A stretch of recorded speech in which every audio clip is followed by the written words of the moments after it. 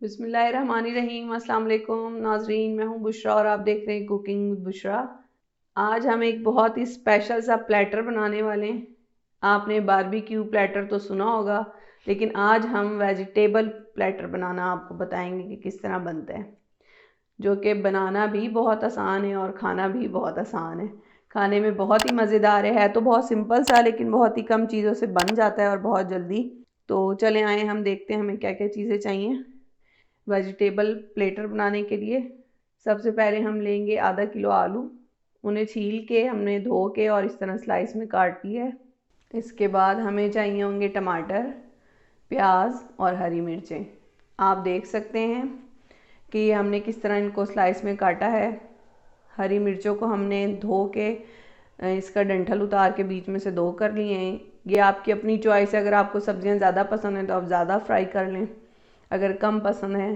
ज़्यादातर तो लोग जो आलू है वो शौक़ से खाते हैं। ये हरी मिर्चें, टमाटर, प्याज बहुत कम लोग पसंद करते हैं, लेकिन यकीन करें बहुत ही अच्छा बनता है। तो ये है कि मैंने 2 दरमियाने साइज़ के टमाटर ले लिए थे, 2 प्याज ले ली थी और 7 से 8 हरी मिर्चें मैंने ले ली थी, जिनको मैंने बीच में से काट लिया। ऑयल हमें चाहिए होगा तलने के लिए, और इसके साथ एक मज़ेदार सी चटनी बनती है सिंपल सी, जिसके लिए हमने अदरक और लहसुन इसका पेस्ट बना लिया है। मैंने एक पोथी ली है लहसुन की और आधे इंच का टुकड़ा लिया है अदरक का। उसे छील के इस तरह मैंने ग्राइंडर में पीस लिया था। आप चाहें तो कूट भी सकते हैं। और हाँ, आधी चाय की चमची मैंने लिया है ज़ीरा और नमक है हस्बे ज़ायका। रेसिपी बनाना स्टार्ट करते हैं। सबसे पहले किसी भी फ्राइंग पैन में ऑयल गरम करेंगे। आपके पास कोई कढ़ाई है आप वो भी ले सकते हैं।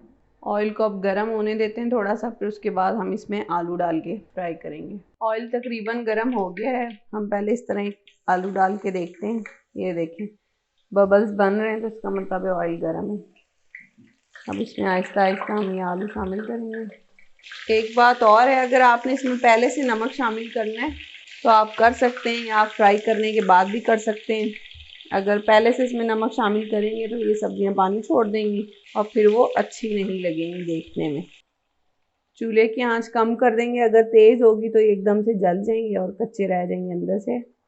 गोल्डन होने तक हमने इसको पकाना है। पहले एक साइड से पकाएंगे, जब थोड़ा सा पक जाएगा तो फिर हम इसकी साइड चेंज कर देंगे। आलू अब हम पलट देते हैं क्योंकि एक साइड से ये हो गए हैं। ये देखें तरह आप इसको पलटते जाएं।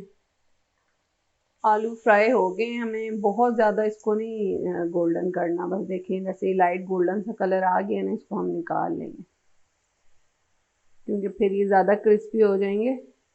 हमें रोटी से खाने हैं तो इसलिए हम थोड़े से इसको सॉफ्ट ही रखेंगे। जिस दिन आपको कुछ समझ ना आए ना आज क्या पकाएं, तो आप ये बना लें, यकीन करें बहुत ही मज़े के लगते हैं। अब ये जो बकिया आलू थे ये हमने दोबारा से डाल दिए हैं फ्राई होने के लिए।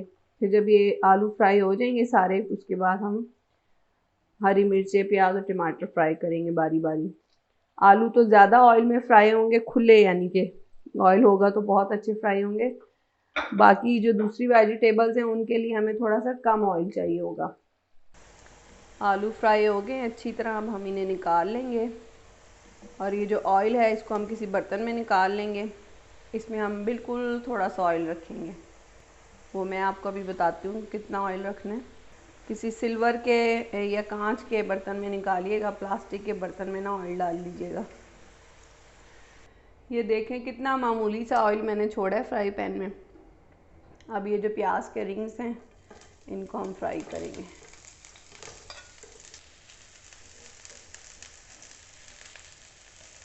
ये एक साइड से हो गए, दूसरी साइड से करेंगे।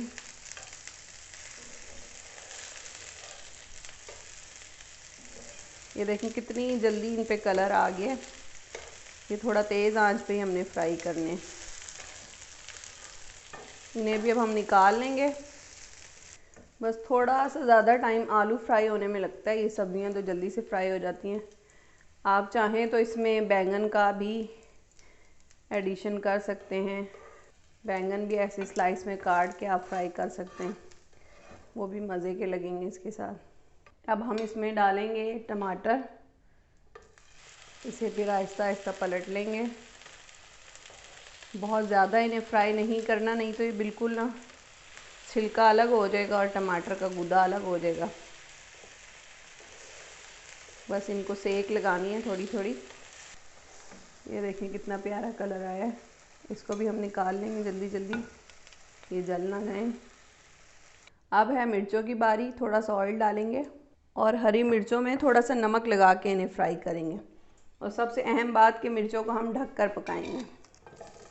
इनके धुएं से आपको खांसी आने लग जाएगी। बस फटाफट इस तरह नमक डाल के आपने इस तरह इसको ढक देना है। फिर 1 सेकंड बाद आपने ढकना हटाना है, इनको इस तरह पलटना है।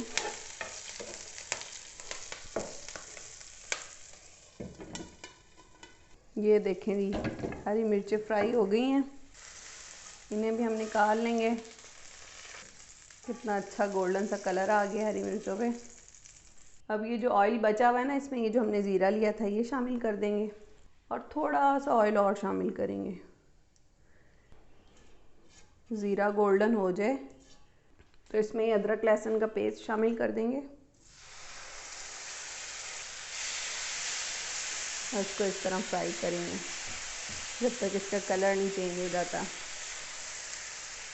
बहुत ही अच्छी खुशबू आ रही है, आप बना कर देखें, आपको भी अच्छा लगेगा इसका जायका। बहुत ही सिंपल सी ये चटनी है, इसमें मिर्चें बिल्कुल नहीं जाएंगी। जब इसका अदरक लहसुन का कच्चापन ख़त्म हो जाए तब हम इसको उतारेंगे चूल्हे से, वरना हम इस तरह इसको थोड़ा सा फ्राई करेंगे।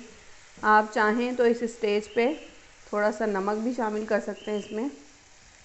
मैं नहीं डालूँगी क्योंकि अदरक लहसुन पीसते वक्त मैं इसमें वैसे ही नमक शामिल कर देती हूँ ताकि अदरक लहसुन का कलर चेंज ना हो।